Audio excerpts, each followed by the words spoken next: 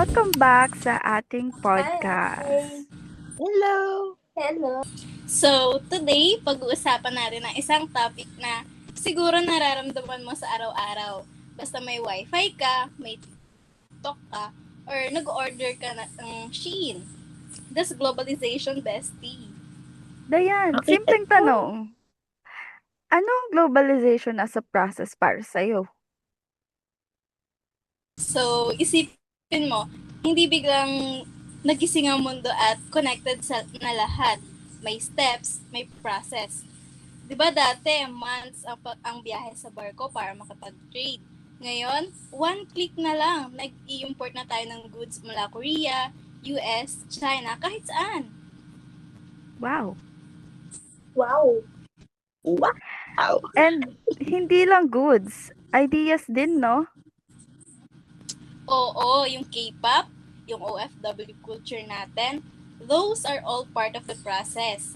Ang patuloy na paglipat ng tao, pera, kultura, and ideas across borders. It's ongoing, hindi pa tapos. Ngayon naman, as a condition, ano yung pagkakaiba sa process na to? Kung ang process ay yung paglalakbay, ang condition is yung destination. Like, nandito na tayo. We're already in it. Perfect example, COVID. Noong 2020, isang bansa lang pinagmulan, pero lahat ng bansa naapektuhan in just a few weeks. Yes. Sobrang bilis pa naman nun, no?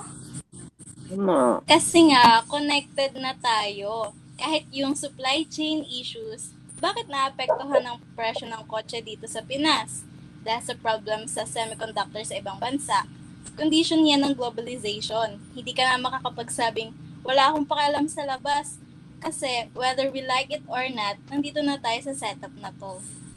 Last one, as an ideology, ito na siguro ang pinaka-interesting part. Oo, kasi dito na pumapasok ang debate. May mga taong aktibong naniniwala na ang open trade, free markets, at international cooperation are good. Think WTO, IMF, World Bank. Pero may mga tumutugon naman, yung anti-globalization groups na nagsasabing nawawala ang local industries at culture dahil dito. Sa Pilipinas, nakikita natin yan. Yung buy local movement, yung pagprotekta sa local farmers at negosyante. Exactly. So, as an ideology, hindi siya neutral. It's a choice, a belief. And ang gobyerno natin ay gumagawa ng decision araw-araw based sa ideology na ito. Kung anong trade agreements papayagan, kung anong industry ang poprotektahan. Ayan, gusto kong i-summarize lahat using one analogy. Globalization is like a group chat. Agree ka ba? Uy, perfect. Okay, so, as a process, parang nung unti-unting nag-aanyayahan ng tao sa GC, hindi lahat sabay nakakapasok, di ba? May mga late joiners pa rin. And as a condition, nasa GC ka na. May nangyari sa isang member, lahat nakakakita. Kahit yung mga lurkers na hindi nagre-reply, naapektuhan pa rin sila. And as an ideology, ito yung debate kung dapat ba talagang lahat nasa GC. May gustong mag-left group, may mga nagsasabing mas okay kapag sama-sama tayo. Just like globalization, may pros, may cons, depende sa perspective mo. Thank you sa napakagandang conversation. Now, let's go on to the last episode for this podcast. Bye!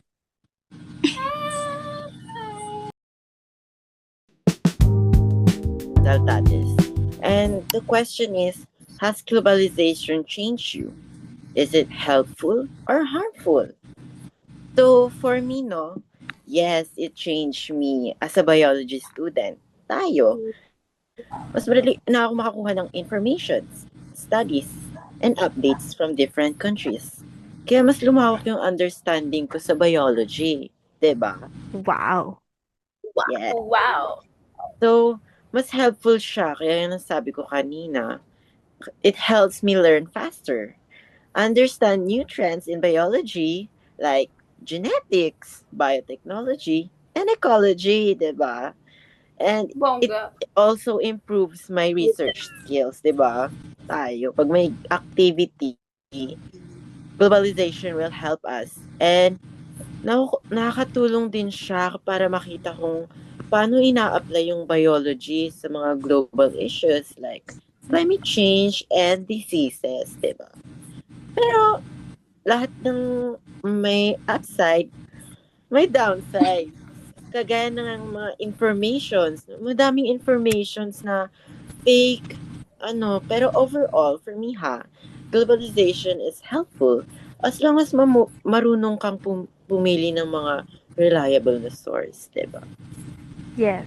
Ikaw naman, Ariana, ano ang effect ng globalization sa iyo? For me, helpful din siya actually. Kasi, di ba, because of globalizations, sabi nga kanina, mas connected, sabi sa kaninang sa mga episodes. Wait lang, cut nga. Wait lang. Go. 5, 6, 7. Go. For me, helpful din siya kasi because of globalization, nabanggit sa mga nakaraang episode, mas connected tayo sa iba't ibang ideas and culture. And for me, hindi lang isang way of thinking ang alam ko, halo-halo na rin. Nakatulong yon para mas maintindihan ko ang iba't ibang situation. And also, kung walang globalization, parang nakalimit lang ako. Pero dahil meron, mas malawak na yung perspective ko, mas nakakatulong ako kasi mas marami akong alam at mas open ako sa iba. Diba? Wow. Diba? Yes. How about Tama. si Diane de la Cruz? Anong perspective niya? Para sa akin, hindi pa rin naman naalis sa akin yung tradition and culture nating mga Pilipino. Pero naging may malaking impact din yung talaga ang globalizations for me. Dahil dito, mas naging expose ako sa iba't ibang culture, ideas, like trends, kagaya sa music, fashion, food. Like, nahilig ako sa Korean, K-pop, sa iba't iba pang lugar. Kamsamida. And even the way itadakimasu is the and even the way it halimbawa,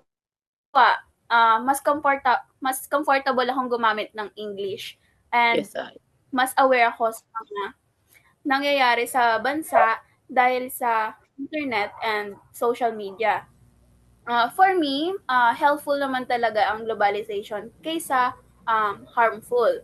Nakakatulong siya sa pag-aaral, sa pag-aaral natin, sa communication, and ngayon naman, mas nadagdagan pa ng opportunities like sa access sa mga information and connection sa ibang tao around the world.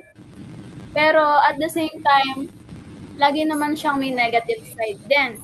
Like, possible na pagkawala ng sariling culture or sobrang pag-adapt ng Western influence. Kanino yun, guys? Is it mine? So, in the end, Is it mine? Sa akin How ba about yun? you, Negra Rod? Char. sa akin ba yun? Rinig ba yung Oh, mic electric ako. fan? Sa akin ba yun? Okay? Ako, sa akin ba? AP ata. Kay Diane ata, Princess. Mute ko na lang. Okay na. Akin sa akin. Kay Dayan. Ayun, kay Diane. Ulitin ko sa umpisa. Kung saan mo gusto, go. For me, hindi pa rin naman naalis yung traditional culture sa akin, yung Filipino culture. Pero meron talagang malaking impact ang globalization.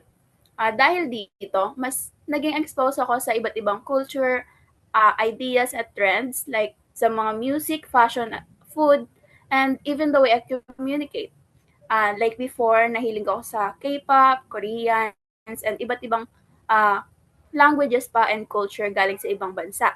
Halimbawa, one example din is mas comfortable na akong gumamit ng English. And mas aware ako sa mga nangyayari sa ibang bansa dahil sa social media at internet. For me, helpful naman talaga ang globalization kesa harmful. Nakakatulong siya ngayon sa pag-aaral natin, sa communication, tsaka ngayon nadagdagan pa ng mga opportunities like access sa information and connection sa iba't taong around the world or sa mga pamilya nating nasa malalayo. Pero at the same time, may negative sides nga siya. Like possible na pagkawala ng sariling culture or sobrang pag-adapt natin sa mga Western influence. So in the end, nasa atin pa rin kung paano natin magagamit yung globalization. As long as marunong tayong mag-balance, na-open tayo sa global influences, pero proud pa rin tayo sa sarili nating culture, mas nagiging beneficial siya kaysa harmful.